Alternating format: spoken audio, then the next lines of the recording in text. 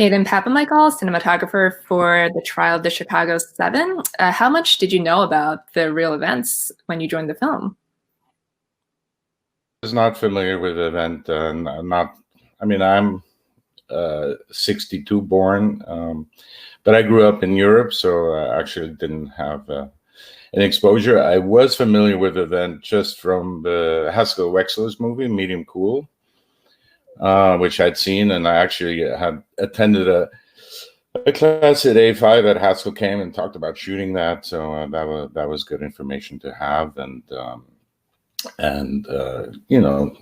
it was also nice because we ended up using quite a bit of his footage sprinkled into the scenes that we recreated in Chicago during the riots. So it was something that we were very fortunate. I mean, we fought again, like the other cinematographers mentioned, we were also budgetarily challenged on this film. It was, it's, you think, oh, it's simple. It's a courtroom drama. Most of it takes place in a courtroom, but it is actually, it's a period film. We're shooting on location. There's nothing on stage. And we had to fight Aaron. It was, very important for him to actually shoot actual Grant Park and use Michigan Avenue, which similar as Philippe described, it's very difficult in Chicago to get the permits, to get the street shut down. And then, of course, we didn't have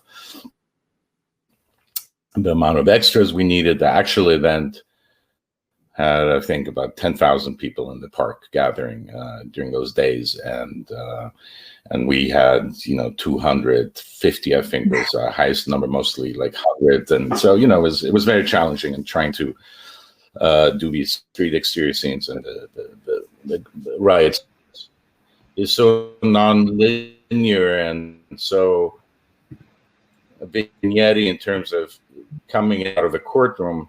It's something to keep in mind. You are not really shooting a cinematically traditional portraying this event in a way that you would probably normally do if it was just not as intercut. It really has to be designed, and the shots have to be structured to be able to function in the rhythm of the edit, which is leaving the courtroom often for a vignette that's 3 to 5 seconds, and then you're back in the courtroom, and so there's no point in really designing big crane shots and big Steadicam shots. So we very much approached it like if we were a documentary crew on the ground, similar way that Haskell was when he integrated it into his narrative story and actually just covered the event like a documentary filmmaker. So it played into our favor in terms of being in the crowd and not really being able to show the scope and creating these wider shots and just kind of creating the more intense energy of being on the ground within the demonstrators, and that actually helped us, from a production standpoint, but also function better the way Aaron, is structuring the movie.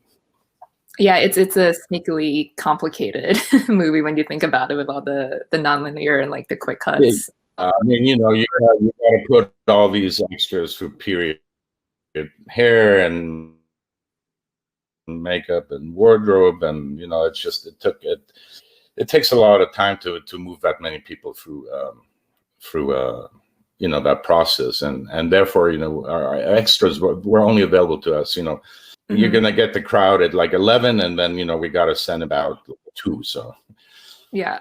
Aaron is famous for his words and his writing, obviously. So how do you craft a visual language around his words?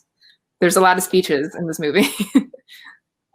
Well, that was obviously one of my concerns when Stuart Besser, the producer, approached me, and Stuart had worked with Aaron on Molly's Game, and he pretty much gave me a heads up of what's important to Aaron and how he's going to heavily rely on this cinematographer in terms of covering this, because for Aaron, he wants to see the person is speaking, and knowing that that's so a percentage of the film takes place in the was concerned that it's just going to be a lot of it. So I wanted to, and he wanted to use longer lenses and really just isolate the person away. It's just you on him for the line, then you go to what they're talking about, then you back on him for the line. But I felt, and also speaking with Alan, the editor of Baumgarten, about the importance of, this is a group that is doing something together as a group, and their interactions and their reactions for whenever one of them is in the stands or one of them is making a statement, that it's very important not to isolate these speaking characters, but to always, try and see the co-defendants, see the jury, see the people, the audience behind in the stand that are all participating, and all this is very valuable information. And Aaron recognizes that and is very appreciative, but it's not something that, he will come forward and say, we need this reaction. It's really up to me to make sure we get it and suggest it and show him, and then he goes, oh, that's great, because.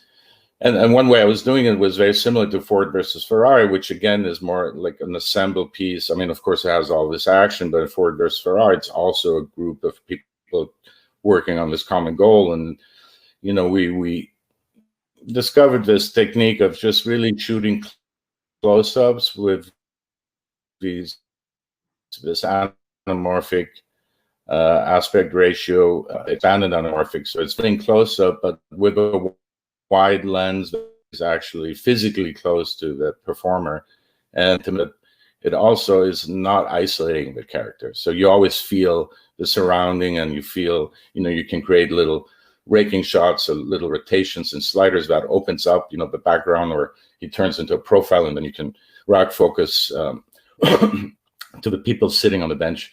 And that was very important to me, to try and integrate everybody, all that participate as much as possible in this courtroom action. And we did that with, the same kind of lensing that I kind of learned with Mangold. It's something with James Mangold that we apply a lot. We shoot close-ups, but, with a wider lens. So that was one technique to not make the courtroom feel so claustrophobic. And the design of the courtroom was also with windows, whereas the original courtroom actually had no windows. It was just a brown wooden enclosed space. And this script was originally written for Steven Spielberg. And one of the things, this is a carryover from when Spielberg and his production designer were creating this. It was like he said to Aaron, make sure you got windows in the courtroom, And, I really... it wasn't so important for him, the reality base of it. I mean, of course, the fact that we shot in the actual location was important, that we got to shoot in Chicago. The rest was, the courtroom was created in an abandoned church in Paterson, New Jersey, and a lot of the other exterior scenes were also shot in Jersey. But it was very important for me to have this... the window sources, because the trial takes place it goes from September to February. So I wanted to also show and communicate to the audience, like, how absurdly long this goes on. And, so I created a scheme where, because we're also coming in and out of the courtroom so often, that, I wanted to show passage of time. And I assigned, different mood and different light situations for each day that way in there. Yeah, you can. When it's like a bad day in court, it's a little bit darker, and then the last, it's very bright. It's almost like heavenly, and that's how the film ends. Tom Hayden they come out in their white prison outfits, and I thought, it's sort of a heroic moment when he stands up and starts reading all the names of the fallen in Vietnam, and that he stands in this harder light and almost glows like this angelic figure. And it also gives a sense of triumph. So the first scene, the verdict, the last scene, the verdict, and the first scene, when we introduce them and they find their places in the court, I'm treating those warmer and harder light. One takes place when the trial starts, which is September 24th actually. And I felt, in the beginning, they're going in with so much hope, and they're gonna start this fight for this cause that they believe in, and they go in with a certain amount of optimism. And, you know, then of course the trial takes a turn and has very dark moments and very depressing moments. And, you know, so I assigned, you know, the different moods based really on the writing and on the drama, what would, you know, feel maybe more appropriate, but also, you know, it helps establish this rhythm of you know, coming in and out of a courtroom so often, and sort of tracking, you know, because sometimes you have one police officer in the stand and he has one line, and then you cut out, and then you come back and different police officer, and it's a different courtroom day. And you know, so and sometimes when you leave the courtroom and you come back, you don't even come back in chronologically correct order, like a progression. And sometimes you come to an earlier day in the trial. So it's not just intercutting with the events that they described. It's also within just the courtroom. Even that timeline is not linear. So it's you know, that's Aaron's writing, and that's what makes, you know, a 160-page script, when you read it, just fly by. I mean, it really you know, helps not get too stagnant, and maintains you know, a lot of dramatic energy. And for Aaron, it's all about the rhythm of the words. I mean, he literally sits at the monitor and he's you know, has his eyes closed and is just listening, you know, to the rhythm, and if the rhythm of the language, he's good to move on. And, you know, often you have to say, well, it's something that, you know, as long as he gets the words right, he knows it's working for him. So it's an interesting challenge for a cinematographer, because you do want to serve that rhythm, and you don't want to serve his what's in his head. And in terms of visuals, what's in his head are very specific cues,